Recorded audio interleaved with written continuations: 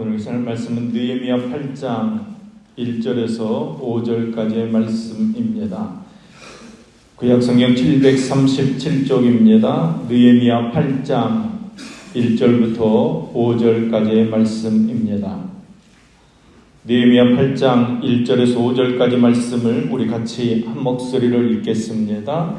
이스라엘 자손이 자기들의 성읍에 거주하였더니 일곱째 달에 이르러 모든 백성이 일제히 수문 앞 광장에 모여 학사 에스라에게 여호와께서 이스라엘에게 명령하신 모세의 율법책을 가져오기를 청하매 일곱째 달 초하루에 제사장 에스라가 율법책을 가지고 회중 앞 곧 남자나 여자나 알아들을 만한 모든 사람 앞에 이르러 수문 앞 광장에서 새벽부터 정오까지 남자나 여자나 알아들을 만한 모든 사람 앞에서 읽음에 뭇 백성이 그 율법책에 귀를 기울였는데 그때 학사 에스라가 특별히 지은 나무 강단에 서서 그의 곁 오른쪽에 선자는 맏디랴와 스마와 아나냐와 우리야와 힐기야와 마아세야요 그의 왼쪽에 선자는 부다야와 미사엘과 말기야와 하숨과 하스파다다와 스가랴와 무술람이라.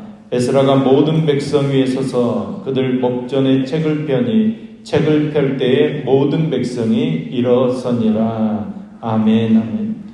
오늘은 느헤미야 8장에서 10장까지의 말씀을 통해 하나님께서 주시는 은혜를 함께 나누겠습니다. 8장에는 바벨론 포로에서 돌아온 이스라엘 백성들이 성전 건축과 성벽 공사를 마무리하고 난 뒤에 이제는 영적으로 회복하는 내용이 기록되어져 있습니다. 이스라엘 백성들은 하나님과 언약한 백성입니다. 이스라엘 백성들이 이 언약의 말씀을 버리고 순종하지 않음으로 멸망을 받았기 때문에 바벨론에서 돌아온 이스라엘 백성들이 다시 하나님과 관계를 회복하고 은혜를 회복하기 위해서는 다시 언약의 말씀으로 돌아가야 합니다.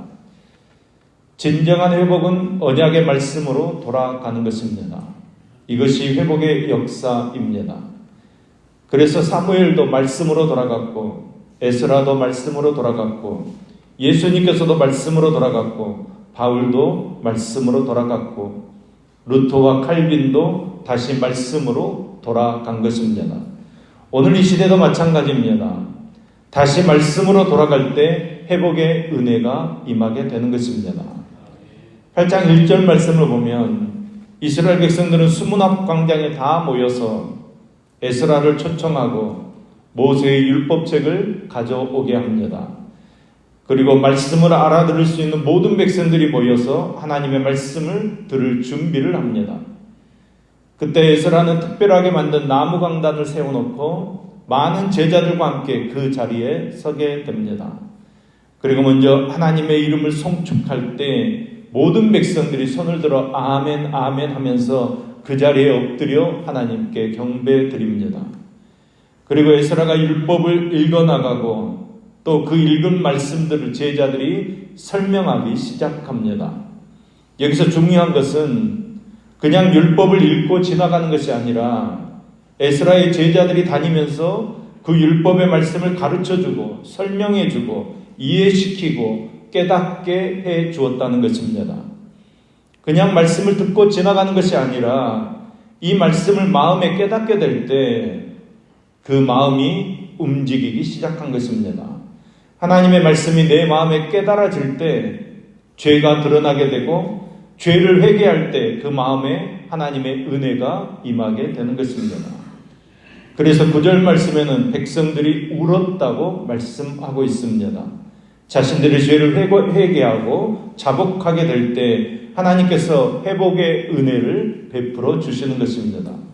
그래서 10절 말씀을 보면 느헤미야가 이제 울지 말고 그 기쁨을 나누자 그러면서 먹을 것을 나누어 줍니다. 10절 하반절 말씀을 보면 여호와로 인하여 기뻐하는 것이 너희의 힘이니라 이렇게 고백합니다. 영적인 회복이 우리의 기쁨이 되고 영이 새롭게 될 때 하나님의 능력이 우리에게 임하게 될 줄로 믿습니다. 12절 말씀입니다. 모든 백성이 곧 가서 먹고 마시며 나누어 주고 크게 즐거워하니 이는 그들이 그 읽어 들려준 말씀을 밝히 알미라. 아멘. 여러분, 이 모습이 바로 회복의 모습이고 부흥의 모습입니다. 진정한 부흥은 하나님의 사람으로 회복되어지는 것입니다. 오늘도 에스라와 느헤미야를 통해서 이스라엘이 회복되는 모습을 보면서 이런 일들이 오늘 이 시대에 우리 교회와 우리 나라 속에 일어날 것을 저는 믿습니다. 하나님께서 말씀으로 우리를 회복시켜 주실 줄로 믿습니다. 9장에는 수문 앞 광장에서 초막절을 지키며 하나님의 말씀을 읽었던 이스라엘 백성들이 자신의 삶을 되돌아보고 회개하고 또한 회개한 것으로 그치지 않고 신앙을 고백하고 삶이 변화되어지는 역사의 현장을 기록하고 있습니다. 에스라와 그의 제자들이 하나님의 말씀을 낭독하고 그 말씀을 해석하고 깨닫게 할 때 각 사람의 마음에 회개가 일어난 것입니다. 백성들이 하나님의 말씀을 읽고 밝히 알게 될 때에 죄를 깨닫게 되고 회개하는 역사가 일어나는 것입니다. 성경을 읽고 회개하고 은혜 베푸신 하나님께 경배하며 찬송하는 공동체의 모습이 회복되어지는 것입니다. 그런데 언제부턴가 우리는 회개를 매우 부담스럽고 거추장스러운 단어로 여깁니다. 회개보다는 하나님의 사랑, 하나님의 은혜, 하나님의 역사, 이런 것들을 강조하는 것에 익숙해져 있습니다. 하지만 예수님께서 공생애를 시작하시면서 처음으로 선포하신 내용이 무엇입니까? 서로 사랑해라, 은혜를 받아라, 축복받아라, 이런 말씀 하시지 않으셨습니다. 회개하라, 천국이 가까이 왔느니라 선포하시면서 복음 사역을 시작하셨습니다. 여러분, 회개가 복음의 시발점입니다. 많은 부흥의 시작은 회개 운동에서 비롯되었다는 것을 교회 역사가 증명해 주고 있습니다. 회개할 때 우리는 비로소 죄인에서 돌이켜 의의 길로 설 수 있는 것입니다. 회개란 나의 동력의 한계를 인정하는 것입니다. 나는 안 됩니다. 나는 이것밖에 안 됩니다. 하나님 앞에 나를 온전히 내어놓는 것이 회개입니다. 그리고 하나님의 동력을 받아들이는 것입니다. 예수님으로 되는 것입니다. 말씀으로 되는 것입니다. 성령으로 되는 것입니다. 그러니까 회개할 때 우리의 모든 신앙이 새롭게 출발할 수 있는 것입니다. 회개할 때 비로소 우리는 은혜의 자리로 나아가게 되는 것입니다. 현재의 어려움이 무엇이든 간에, 현재의 고난이 어떤 고난이든 간에 우리는 하나님의 은혜로 모든 것을 이겨낼 수 있습니다. 하나님의 은혜가 우리를 살리고 하나님의 은총이 우리를 날마다 새롭게 할 줄로 믿습니다. 그 은혜에 붙잡히려면 여러분 회개하셔야 합니다. 하나님의 말씀으로, 예수님의 그 십자가의 보혈로 우리를 깨끗하게 씻어내는 저와 여러분 되기를 간절히 소망합니다. 그리고 이어지는 10장에는 하나님의 언약에 참여한 사람들의 명단이 기록되어져 있습니다. 이스라엘은 이미 하나님 앞에서 회개했습니다. 그런데 시간이 얼마 지나지 않아 하나님 앞에서 여전히 악을 행하고 있는 자신들의 모습을 또 발견합니다. 사람이 어쩔 수 없습니다. 잠시의 뉘우침만으로는 참된 회개가 아니라는 것을 확인한 느헤미야와 이스라엘 백성들은 이제 하나님 앞에서 서약서에 서약을 하는 행동을 통해서 자신들의 회개와 결단을 삶에서 실행하려고 하는 것입니다. 삶으로 실천하는 참된 회개의 삶을 살아내겠다는 의지를 그들은 서약에 담아내고 있는 것입니다. 느헤미야에 나오는 이런 회개와 회복의 역사는 여러분 하루아침에 이루어진 것이 아닙니다. 70년이라는 바벨론의 포로 생활 동안에 다니엘, 에스겔, 에스라, 느헤미야 이런 지도자들이 하나님의 말씀을 가르쳤고 삶으로 본을 보였을 때 그 결과로 나타난 열매가 회개의 열매입니다. 70년이라는 세월은 두 세대가 지나가는 긴 시간입니다. 할아버지, 아버지가 말씀의 씨를 뿌리고 다시 그 말씀을 가르치고 그 손자들이 죄를 깨닫고 회개하고 말씀으로 돌아오는 역사가 나타나는 것입니다. 여러분, 이렇게 사람이 은혜 받고 변화된다는 것은 오랜 시간을 통해서 그 열매가 나타나는 것입니다. 이런 역사를 보는 눈이 있어야 합니다. 그렇다면 우리가 에스겔, 다니엘, 에스라, 느헤미야처럼 끊임없이 말씀의 씨를 뿌리고 심어야 하는 것입니다. 오늘날 많은 교회의 주일학교 학생들이 대학교를 가면 30%도 교회에 남아있지 않습니다. 교회의 중직자들의 자녀들이 교회에 나오지 않습니다. 이것은 할아버지, 아버지 세대가 말씀을 가르치지 않았고 또 삶으로 말씀의 본을 보이지 않았기 때문에 그런 열매가 맺혀지는 것입니다. 오늘 느헤미야의 말씀을 보면서 역사의 교훈을 우리가 얻을 수 있어야 합니다. 이들이 이런 삶의 변화와 회복을 경험한 것은 바벨론 70년 기간 동안 말씀을 가르치고 말씀의 씨를 뿌린 결과라는 것을 우리가 깨달을 수 있어야 합니다. 오늘 또 우리가 미래를 위해, 자녀 세대를 위해 하나님의 말씀 앞에 엎드려 회개하고 말씀의 씨를 뿌려야 하는 것입니다. 말씀의 씨를 뿌리고 심을 때 물론 우리도 복을 받아야 되겠지만 우리 자녀 세대가 더 큰 복을 받고 대를 이어 믿음의 가문을 이루는 저와 여러분의 가정 될 수 있기를 간절히 소망합니다.